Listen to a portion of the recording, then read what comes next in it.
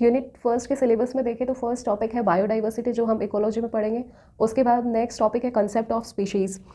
Concept of species किसने दिया था? जॉन रे ने दिया था। और जो टर्म स्पीशीज़ है वो भी किसने दी थी? जॉन रे ने दी थी। और जॉन रे की बुक का नाम है हिस्टोरिया जनरलिस प्लांटेरम। और जॉन रे ने स्पीशीज़ की डेफिनेशन दी थी, उसके अकॉर्डिंग स्पीशीज़ क्या होती है?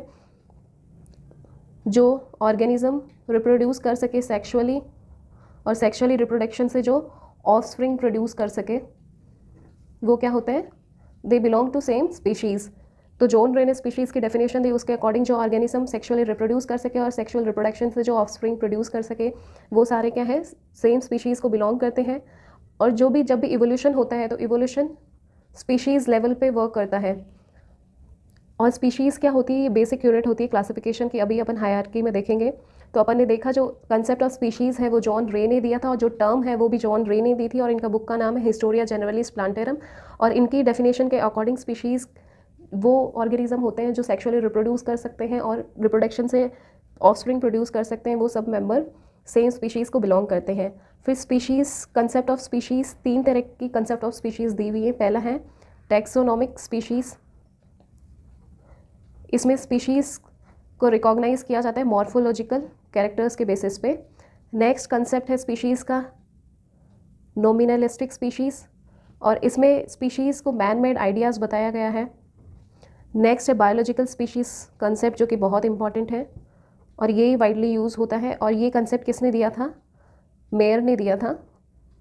और मेयर ने जो डेफिनेशन दी थी स्पीशीज़ की, उसमें इसने ये बताया था स्पीशीज़ में क्लोजली रिलेटेड ऑर्गेनिज्म होते हैं। क्लोजली रिलेटेड ऑर्गेनिज्म का मतलब है जिनका एंसेस्ट्रल ओरिजिन सेम होता है, जो सेम एंसेस्टर से ओरिजिन करते हैं, जिनका जीन पूल सेम होता है, वो क्या होते हैं? क्लोजली रिलेटेड ऑर्गेनिज्म होते हैं।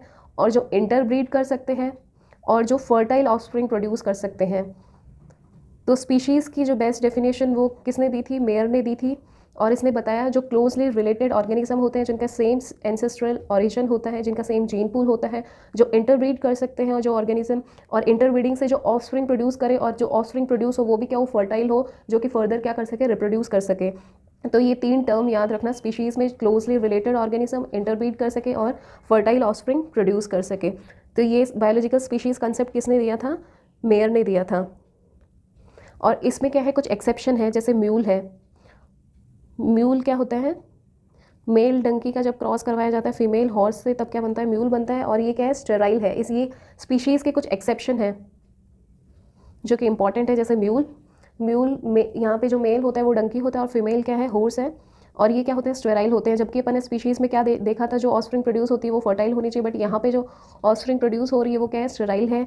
नेक्स्ट है हिनी। यहाँ पे इसका रिवर्स होता है। यहाँ मेल कौन है? हॉर्स, और फीमेल कौन है? डंकी है। और यहाँ पे भी जो ऑफस्प्रिंग प्रोड्यूस हो रही है वो क्या है? स्टेराइल है। तो ये अपन ने स्पीशीज़ के एक्सेप्शन देखें।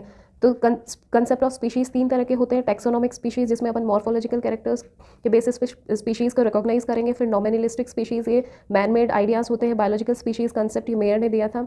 इसमें ये 3 टर्म याद रखने, क्लोजली रिलेटेड ऑर्गेनिज्म, इंटरब्रीड और फर्टाइल ऑफस्प्रिंग प्रोड्यूस होती है।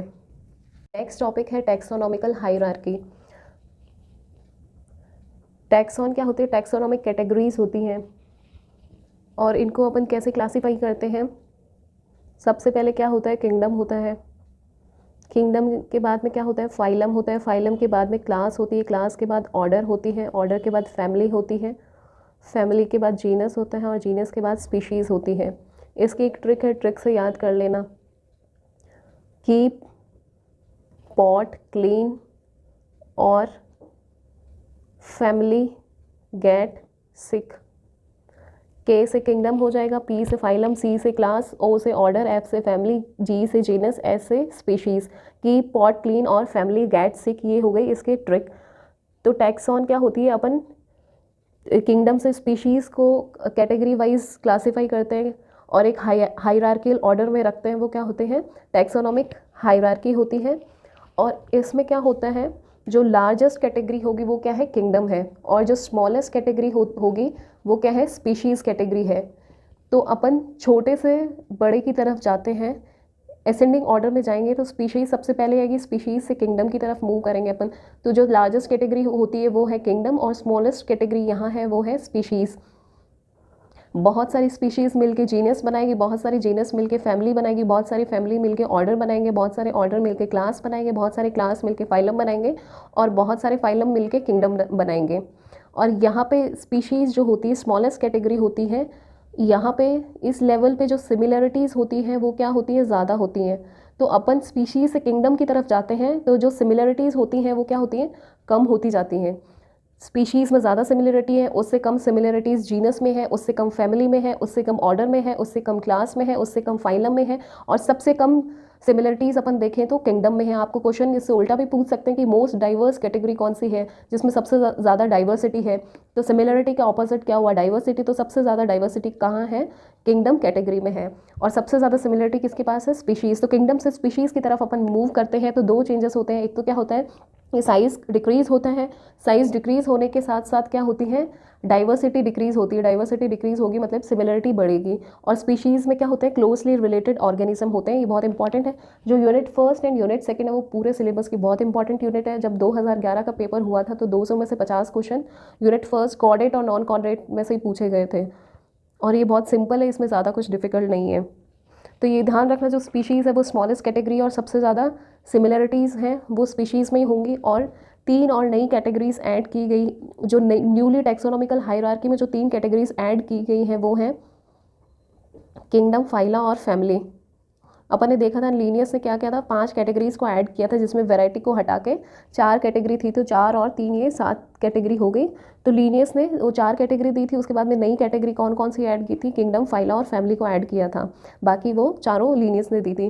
तो इसमें ध्यान रखना, क्वेश्चन कैसे भी पुटअप हो सकता है कि सबसे ज़्यादा डाइवर्स कैटेगरी वाला कौन सा है। तो आपको जैसे 4 ऑप्शन देके पूछ लिया, फाइलम, क्लास, ऑर्डर और फैमिली में सबसे ज़्यादा डाइवर्स कैटेगरी कौन सी है वो बताइए, तो उसका क्या आंसर होगा, फाइलम होगा। और आपसे 4 कैटेगरी देके पूछ लिया, order, class, order, family, genus में से बताइए सबसे ज़्यादा सिमिलरिटीज़ किस में है, तो किस में है, जीनस में है।